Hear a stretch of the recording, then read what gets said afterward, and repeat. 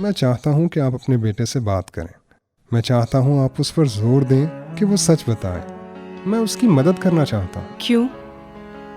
आप क्यों उसकी मदद करना चाहते हैं? मैं आपके बेटे के चेहरे की जगह एक ऐसे इंसान को देख रहा हूँ। मैं सच बता चुका हूँ। लेकिन सब कुछ नहीं। उस रात हबीब के घर से कितने बजे गए थे? 10 बजे।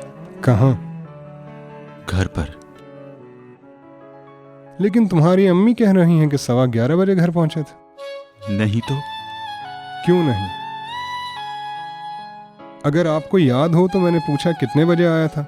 आपने कहा था कि 11:15 बजे। अगर आपको याद हो तो पूछा था यकीन है?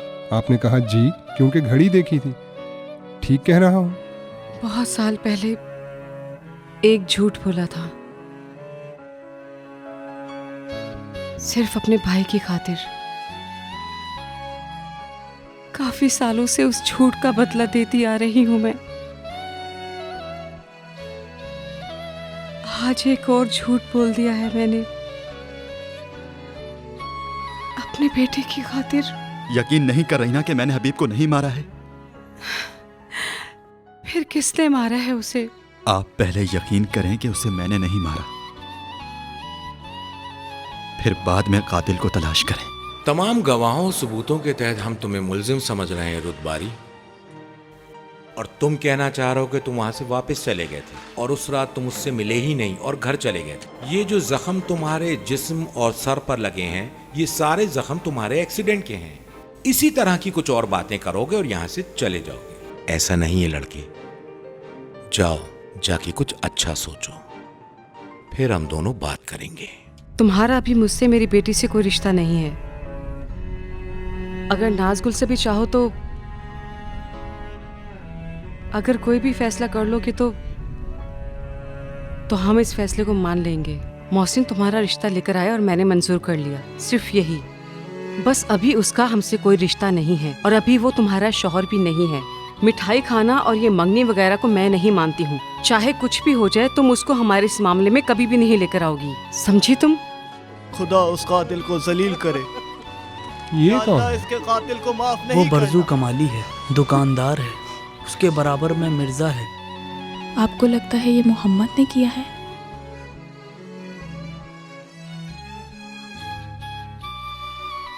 नहीं मालूम। वही जो तदफीन के वक्त बहुत दुआएं कर रहा था। झूठ बोल रहा है सर। ये नहीं, वो मजलिस में नहीं था, वो मजलिस में ही था। वो हबीब को देखकर उससे मिला भी, लेकिन माफी मांगने और माफ कर देने की कोई बात नहीं हुई थी। बस फिर ठीक है, उस बरजू को हमारे पास ले आओ। शायद वो कुछ भूल गया था, अब बता देगा।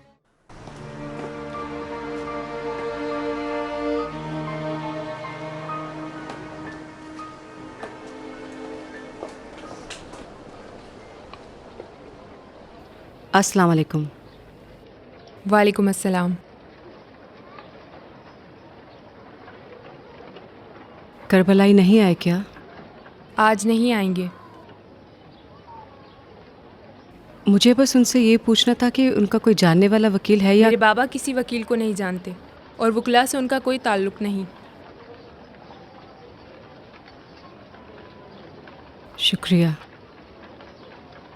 सुनिए मोहतरमा, मेरे वालिद को अपने मामलात में मत लेकर आए, मेहरबानी होगी। मुझे कोई काम नहीं उनसे, सिर्फ पूछ रही थी। क्यों नहीं? काम है। आज वकील चाहिए, कल जमानत चाहिए होगी और परसों फिर यकीनन गवाही देनी होगी। आपके बेटे ने एक शख्स को कत्ल किया है मैडम, वो भी एक मुसीबत के मारे को जो कुछ नहीं करता था, अंधेरे में अपने घर में पड़ा रहता था। इस शहर के तमाम लोगों के दिल नफरत से भर चुके हैं। अच्छा, आपको किस चीज़ की उम्मीद है? इस काम में मेरे बाबा आपकी क्या मदद करेंगे? आप मेरे बाबा को बीच में मत लाएं। अगर आपको वकील चाहिए तो इस शहर में भरे पड़े हैं, जहाँ भी नज़र उठा के देखेंगी वकील का ऑफिस मौजूद होगा। इसमें किसी की सिफारिश नहीं चाहिए। खुदा हाफिज।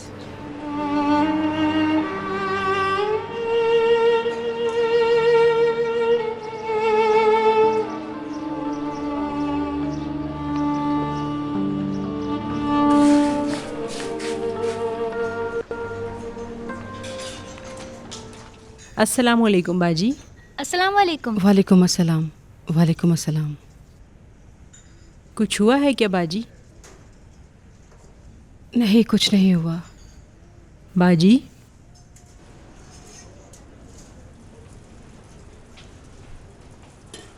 अस्सलाम वालेकुम।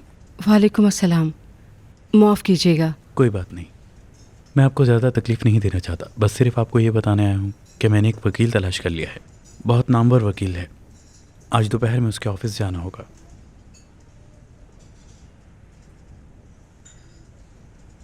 शुक्रिया। ये मेरा फ़र्ज़ था। आप अदालत चलना चाहेंगे क्या? शायद आज आपको उससे मिलने दें। ठीक है। चलिए फिर।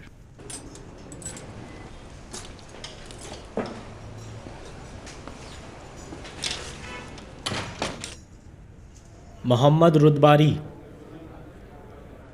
मोहम्मद रुदबारी। जी बोलें।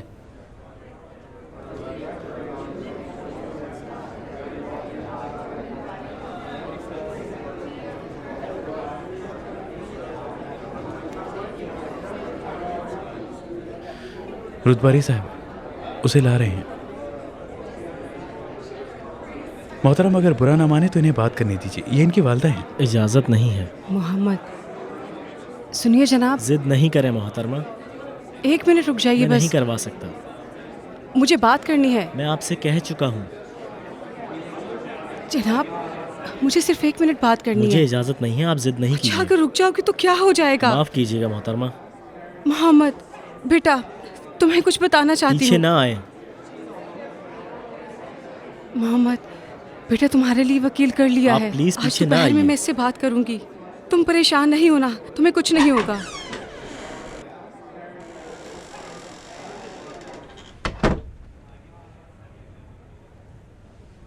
इसकी हथकड़ी खोल दो। जी सर।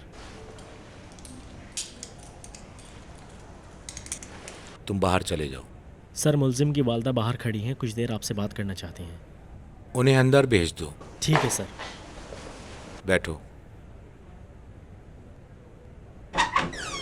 आ जाइए मोहतरमा। अस्सलाम वालेकुम। वालेकुम सलाम मोहतरमा। मेरे बेटे, तुम ठीक हो ना?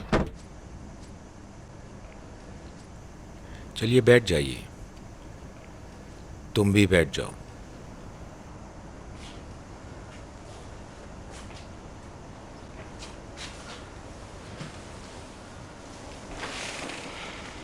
कल रात अच्छी तरह नींद आई क्या?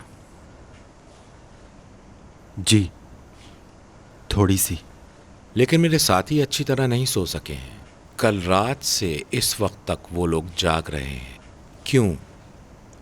इस वजह से कि वो नहीं चाहते कि एक बेगुनाह इस जुर्म की सज़ा जेल में गुजारे। कल रात असली कातिल को गिरफ्तार कर लिया है। बरजू नाम के लड़के को जानते हो क्या? उसने तुम्हारे दोस्त को मारा है। जानता हूं कि इन कुछ दिनों में तुमने भी और तुम्हारे घर वालों ने भी बहुत मुश्किल वक्त गुजारा होगा। अफसोस के साथ हम सबूतों की बिना पर तुम्हारी तरफ मुतवज्जा हो गए थे। बहरहाल मुझे खुशी है मेरे साथियों ने मेहनत करके तुम्हारी बेगुनाही साबित कर दी। तो अब मैं जा सकता हूँ? हाँ, तुम जा सकते हो रुदबारी। मेहरबानी होगी, हमें अगर माफ़ कर दोगे तो खुशी मिलेगी। हमारा फ़र्ज़ है, हमें फ़र्ज़ निभाना होता है। आपसे शिकायत नहीं। जब मेरी वालदा ने मुझ पर यकीन नहीं किया तो दूसरों से मैं क्या तवक्को रख सकता हूँ? आपकी वालदा की इसमें कोई गलती नहीं है रुदबारी। तमाम सबूत और शवाहिद तुम्हारी तरफ थे। मैं जा सकता हूँ क्या? हाँ, तुम अब जा सकते हो।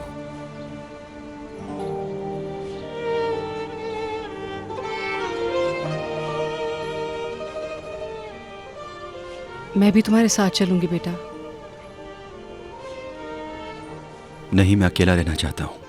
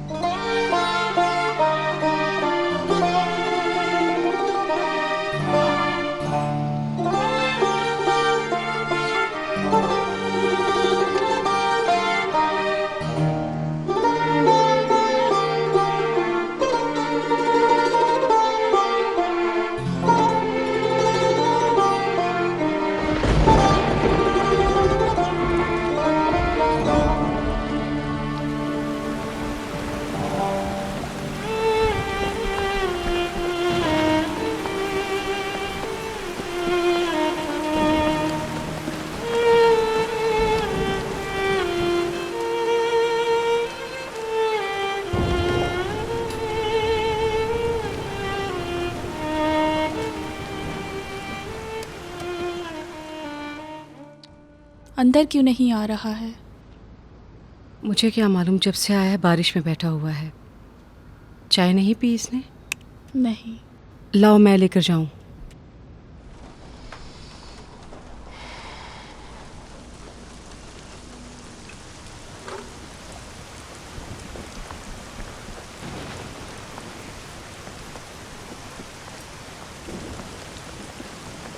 ये लो मोहम्मद चाय।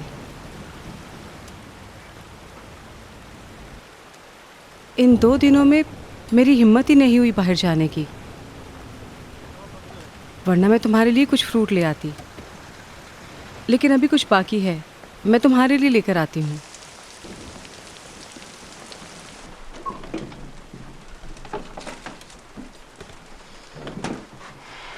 क्या हुआ? बिल्कुल भी बात नहीं कर रहा। हाँ, उसकी हालत ठीक नहीं है। हाँ, तुम ठीक कह रही हो। दावत में नहीं गया था, जेल गया था। तुम्हें आने की ज़रूरत नहीं, मैं खुद बात कर लूँगी उससे।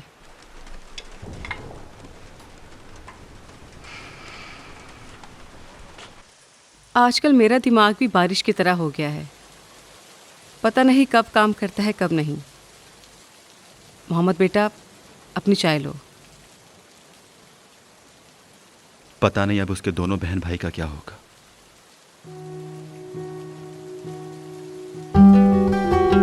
उन दोनों की तबीयत ठीक है, उन्हें चाइल्ड केयर ले गए थे। वहाँ उनका अच्छा ख्याल रखा जाएगा।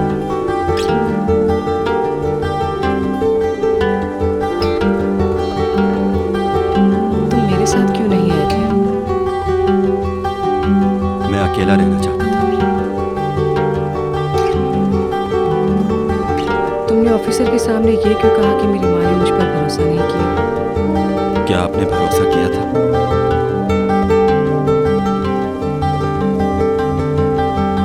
जब उस दिन सिपाही हमारे घर आए थे, जब आपने मुझे बताया था, उस वक्त आपकी आंखों में मैंने देखा, मैं लरस गया था, बहुत घबरा गया था। आपकी आंखें बता रही थी कि हबीब का कातिल मैं ही हूं। मुझे भी अचानक एक झटका सा लगा था। दरअसल आपको लग रहा था कि ये सब मैंने किया। आपकी आंखें साफ बता रही थी कि आप मेरे बारे में क्या सोच रही हैं। जब भी खाना खाना चाहो, खाना तैयार है।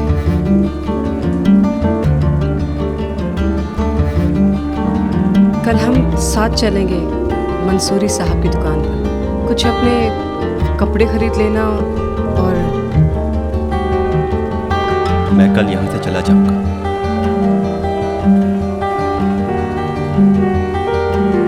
चले जाओगे?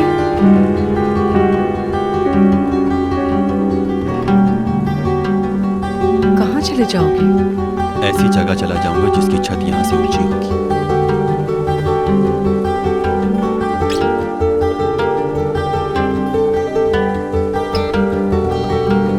तुम क्यों हम सबकी जिंदगी को आखिर खराब करना चाहते हो? तुम क्यों हम सबके दिल को दुखी कर रहे हो? बाबा ने कहा सिर्फ आज का दिन है।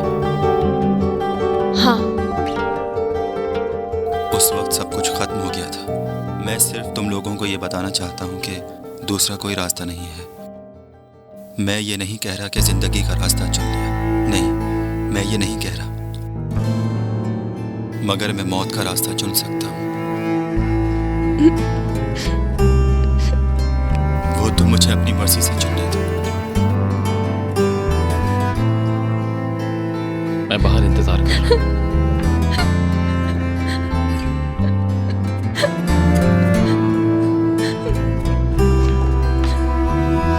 सताइश, हुआ क्या है आखिर? क्या तुम मुझसे बात नहीं करोगे? अब क्या मेरी बात भी नहीं सुनोगी?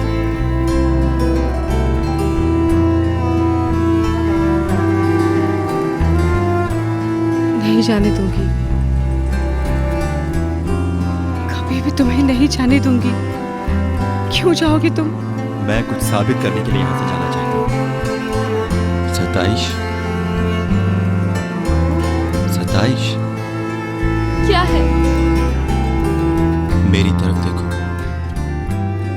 मेरा जाना मुश्किल मत करो। क्या तुम नहीं चाहती कि तुम्हारा भाई खुद के लिए कुछ करे, कुछ बन जाए? इसीलिए जा रहा हूं। यानी हम सब जो यहाँ पर हैं वो इंसान नहीं है ना? नहीं है? मैं दूसरों की बात नहीं कर रहा, मैं अपनी बात कर रहा हूं।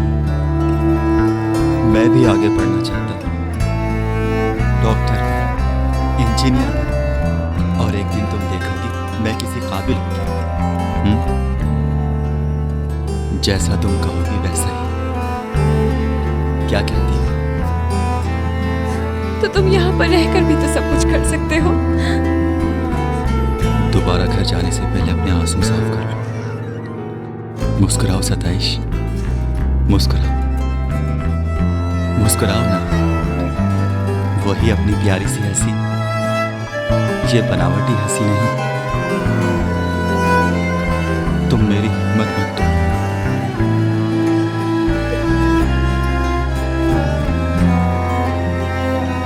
सब कुछ माजी की तरह दोबारा हो रहा है।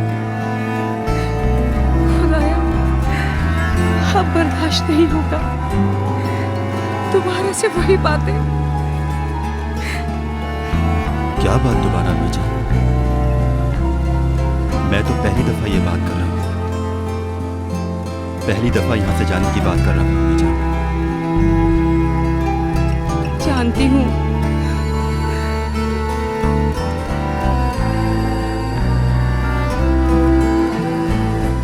अम्मी जान, अम्मी जान, आपको खुदा का वास्ता मुझे मत रोके। मैं अगर यहां रुक गया तो खत्म हो जाऊंगा, मर जाऊंगा।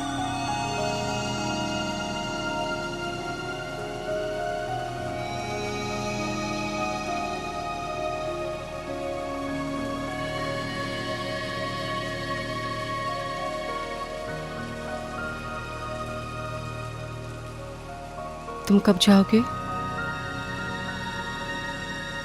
कल सुबह।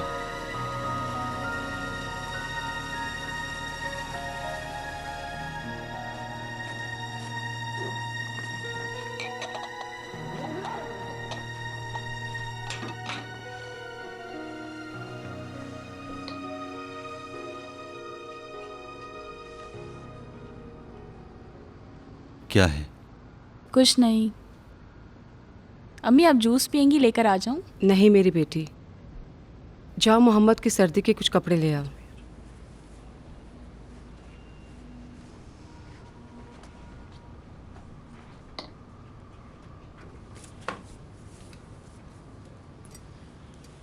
तुम्हारी स्कूटर मैं स्टोर में रख दूंगी। अब मुझे जरूरत नहीं है, उसे बेच दें। जब भी आपके पास आऊंगा अपनी कार में आऊंगा। तुम्हारी पढ़ाई का क्या होगा? 1 महीने की छुट्टी ले लूंगा। मेरा काम सेट हो गया तो वहां ट्रांसफर करवा लूंगा। तो क्या नौकरी ढूंढ चुके हो तुम? जी अम्मी जान। क्या नौकरी है? नौकरी अच्छी है, उसमें मुस्तकबिल भी है। क्या नौकरी है? ऐसी नौकरी है जो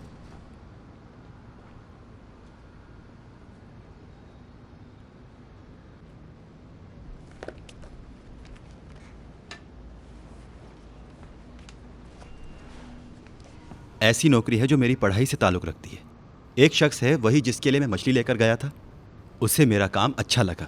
उन्होंने कहा तुम्हारा मुस्तकबिल अच्छा है। कह रहे थे आज के ज़माने में काबिल लड़के कम ही मिलते हैं और मैं उन्हीं काबिल लड़कों में से हूँ। अम्मी जान, मुझे यकीन है कि 6 महीने में ही उनका पार्टनर बन जाऊंगा। मोहम्मद, पूछ रही हूँ क्या काम है? मेरा काम एग्रीकल्चर से ताल्लुक़ रखता है। फ्रूट ख़रीदने के लिए सही तरह से इन्वेस्टमेंट करना, ख़रीदो फरोख्त, खर्च, एग्रीमेंट, इन सब पर एग्रीकल्चर के रूल लागू करना। क्या बताऊं अम्मी जान, आप क्या चाहती हैं 4 साल की पढ़ाई 1 मिनट में समझा दूं? वो मेरी महारत से फ़ायदा उठाना चाहते हैं बस।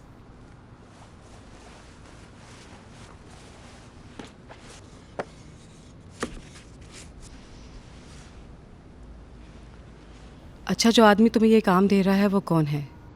आप उन्हें नहीं जानती हैं अम्मी जान, लेकिन बहुत अच्छा इंसान है, दिल का अच्छा है, बहुत बड़ा आदमी है। मार्केट या मंडी में होता है? वो खुद मार्केट का मालिक है, उसका काम बहुत ज़बरदस्त है।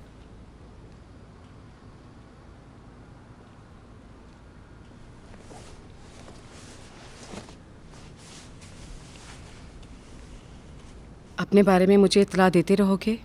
हर सांस की, एक एक मिनट की। मैं कोई मरीख पर थोड़ी जा रहा हूं। अच्छा ज़रा 1 मिनट रुकें, मैं आपकी एक तस्वीर अपने मोबाइल में खींच लेता हूं, जब भी आपकी याद आएगी देख लूंगा। 1 मिनट रुकें। ज़रूरत नहीं, अभी मेरी तबीयत ठीक नहीं है। अरे रुके ना 1 मिनट।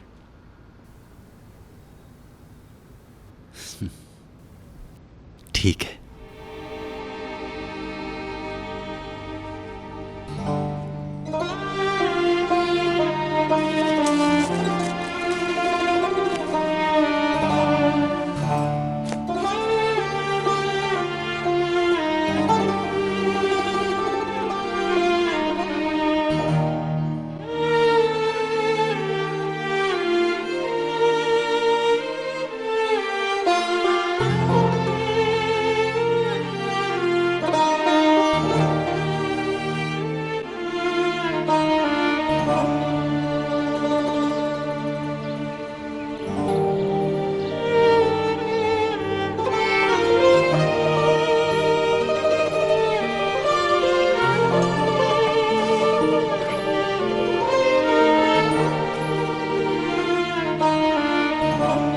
मैं चलता हूं नीचा।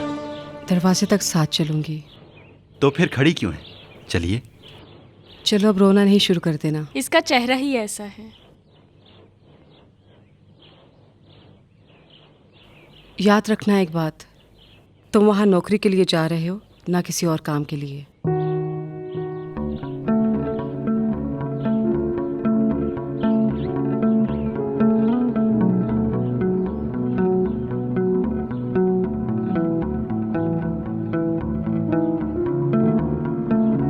खुदा हाफिज।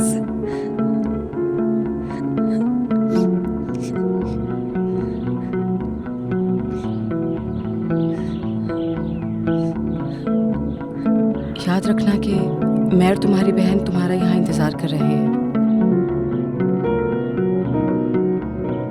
मैं हमेशा के लिए तो नहीं जा रहा अम्मी जान। लेकिन जा तो रहे हो। तुम मेरी हिम्मत मत तोड़ो। तुम मुझे फोन तो करोगे ना? हाँ, क्यों नहीं।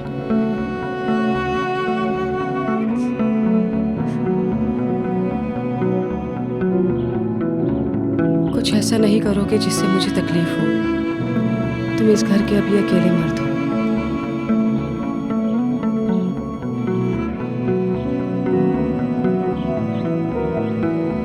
अपना बहुत ख्याल रखना। अम्मी जान, आप ऐसा क्यों कह रही हैं? अम्मी बस भी करें, इतना जज्बाती नहीं करें। लाओ मुझे तो।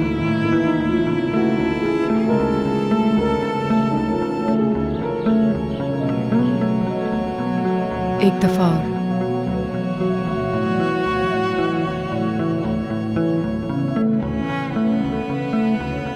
ये मेरी भरपूर हिफाजत के लिए। मेरे सामने दुआ करो।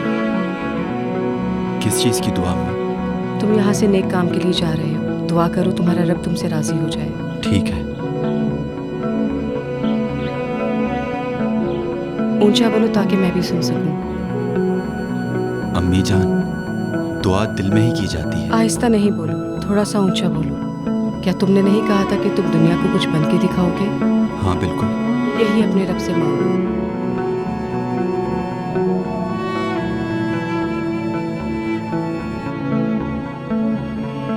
अल्लाह मदद फरमा ताकि दुनिया को कुछ बन के दिखा सकूं। आमीन।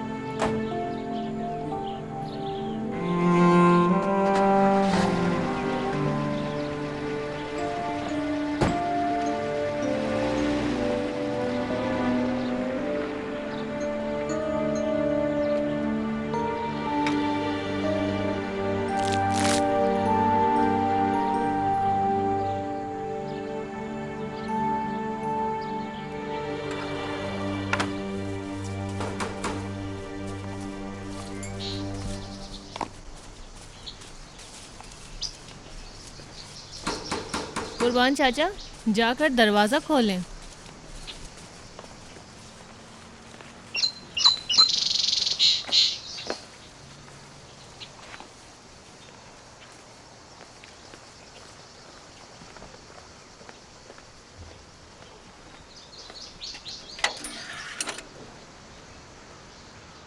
वाह भाई वाह, तुम फिर आ गए। कोई भी नहीं है, सब तेहरान चले गए हैं। तुम्हें क्या चाहिए अब? उनका एड्रेस चाहिए मुझे। वो नामुमकिन है, मुझे इजाजत नहीं है।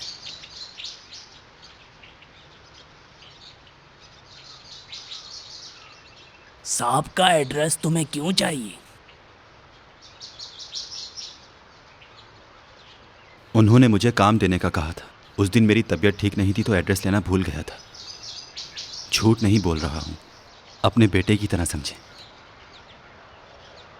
साहब को नहीं बताना कि मैंने तुम्हें एड्रेस दिया है। कभी भी नहीं।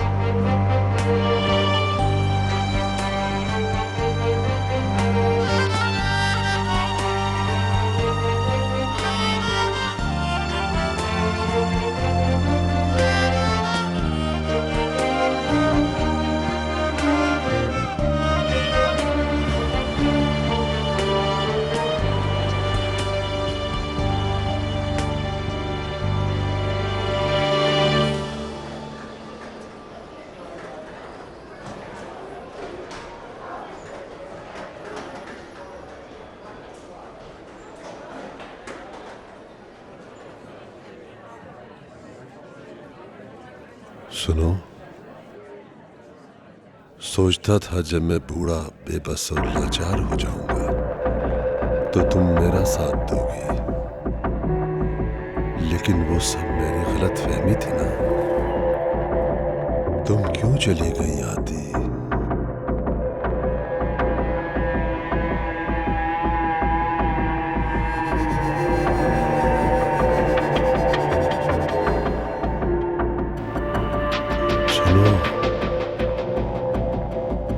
कहीं तुम ऐसा तो नहीं समझती थी कि मैं 2-4 पैसे जमा करने के लिए इतनी मेहनत करता हूँ? मैं ऐसा नहीं था, जो कुछ कमाता था तुम्हें लाकर देता था।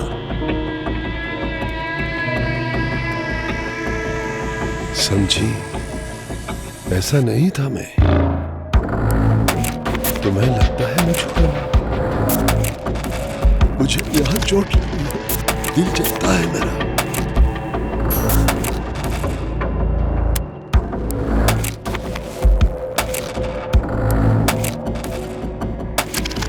मैं एक कारोबारी आदमी हूँ।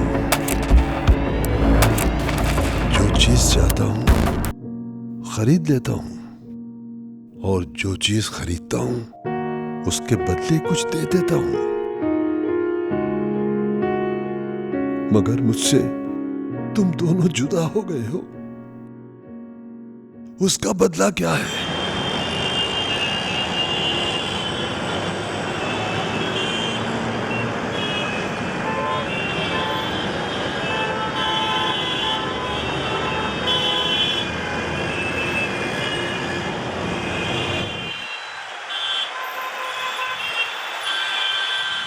मुझे क्या मालूम उन्हें क्या काम है। सुबह से अब तक 4 दफ़ा फ़ोन कर चुके हैं, रट लगाई हुई, आ जाओ आ जाओ आ जाओ आ जाओ। मुझे शहर के एक कोने से दूसरे कोने में बुला लिया है। अच्छा, अब किस लिए बुलाया है खुदा जानता है। ठीक है, हाँ, मैं तुम्हें फ़ोन करता हूँ फिर। अल्लाह हाफिज़।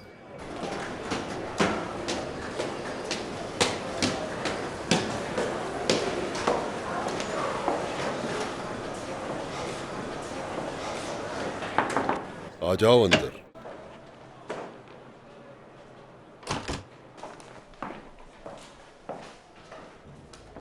अस्सलाम वालेकुम बाबा जान। वालेकुम अस्सलाम। बैठो, तुमसे काम है। मुझे जल्दी जाना होगा बाबा जान, सब काम छोड़कर आया हूँ। जलील हो गया था इतनी ट्रैफिक में, पूरा शहर गाड़ियों का कब्रिस्तान बन गया है। 1.5 घंटे से मैं रास्ते में हूँ बाबा जान। अगर आपको मुझसे कोई बात करनी ही थी तो कल रात को घर पर कर लेते या आज रात पर छोड़ देते। आपको तो नहीं मालूम कि मैं आज कितना मसरूफ़ हूँ। पैकिंग का कारखाना कब्रेस में है, सब कारीगरों ने स्ट्राइक कर दी है, सारे फ्रूट गोदाम में रखे हुए हैं। हमारी पार्टी अमारात में बैठी है, जितना भी माल भेजा है उसने एतराज़ किया है, कहता है देर से पहुंचाए। यहाँ पर मार्केट बंद पड़ी है। अब मैं अकेला आदमी। इसे भी अपने अधूरे कामों में याद रखो। 68,000 रुपए की रसीदें जुर्माने के साथ अदा नहीं हुई हैं और ये पिछले साल का है।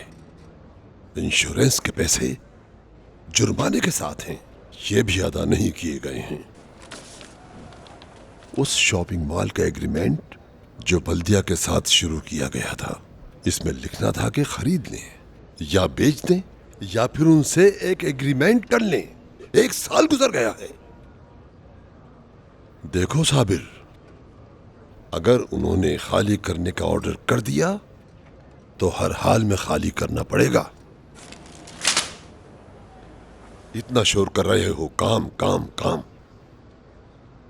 क्या काम करते हो तुम? तुम्हें कहा था यहां आ जाओ, यहां का काम संभाल लो। अच्छे कपड़े पहनना शुरू कर दिए। हमें मॉडर्न होना चाहिए, जमाने के साथ होना चाहिए। अपने ऑफिस को भी एक मॉडर्न ऑफिस बना दिया ताकि कामयाब हो सको। हो गए कामयाब।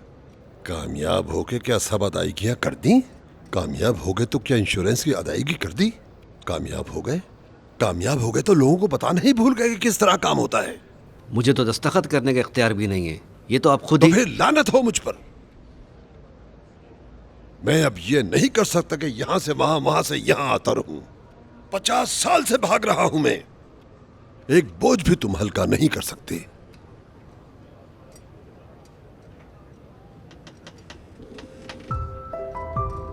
मैं अब थक चुका हूं साबिर। मैं तो कहता हूं बाबा जान, आती मरूमा के चहलों के बाद आप कहीं जियारत पर चले जाएं। गाड़ी की तरह हो चुका हूं। वॉशर जल गए हैं, ऑयल खत्म हो चुका है।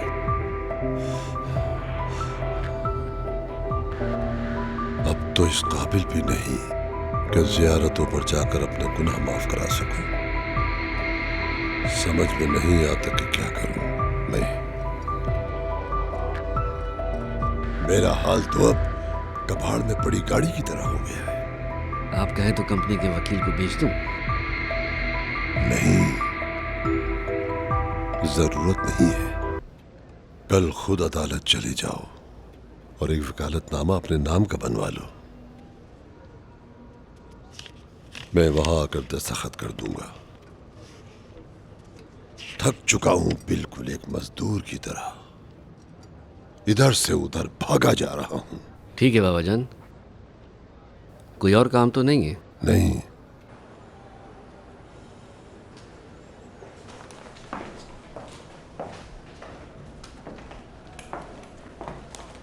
साबिर। जी बाबा जान। वो लड़कों के इंश्योरेंस का मामला जल्द से जल्द हल करवाओ।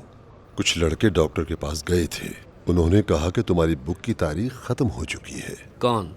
रुस्तम? हाँ, उसकी बीवी प्रेग्नेंट है। वो तो पिछले साल प्रेग्नेंट थी, अभी तो 1 साल भी नहीं हुआ। अच्छा, मतलब वो मुझे बेवकूफ बना रहा है? पता नहीं। बुलाओ उसको, मैं पूछता हूं उससे। रुस्तम, रुस्तम।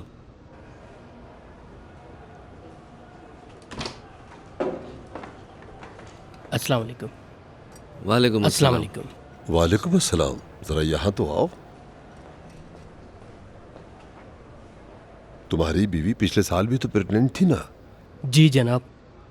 तो फिर क्या दोबारा से हो गई है? जी प्रेग्नेंट है जनाब, वो तो 10 महीने पहले की बात है। अच्छा, तुम्हारी बीवी 10 माह पहले प्रेग्नेंट थी, अब दोबारा से हो गई है? बिल्कुल जनाब, बच्चों की पैदाइश पे कोई टैक्स तो नहीं लगता ना सर, ये तो अल्लाह की देन है। हाँ है। साबिर। जी बाबा जान। सारे काम छोड़ दो, सबसे पहले इसके इंश्योरेंस का काम होना चाहिए। खुदा आपकी उम्र दराज ठीक करे, है सर। बाबाजान। कोई और हुक्म मेरे लिए सर? नहीं, खुदा तुम्हें और हिम्मत। अच्छा मैं चलता हूँ, खुदा आपको खुश रखे। शुक्रिया।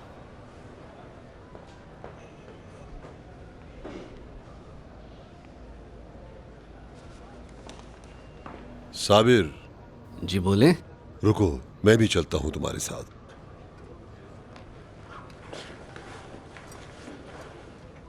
जुमे को आती का चहलम है।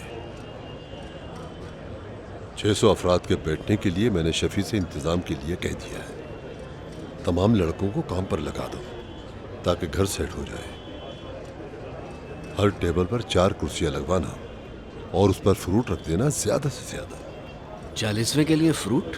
तो क्या हुआ, फ्रूट है। फ्रूट का गम या खुशी से क्या ताल्लुक? और वो भी 600 अफराद के लिए?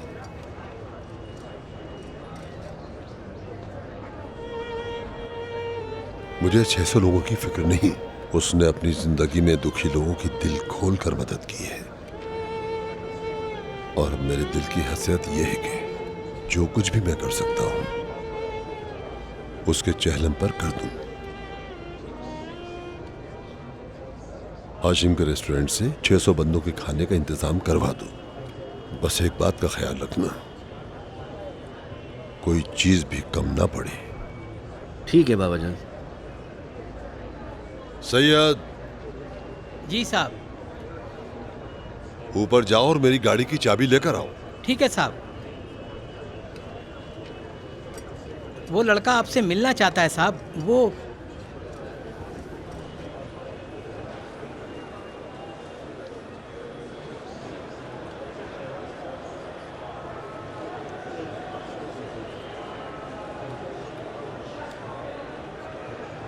वहां देने में क्या कर रहे हो? यहां आओ मेरे पास।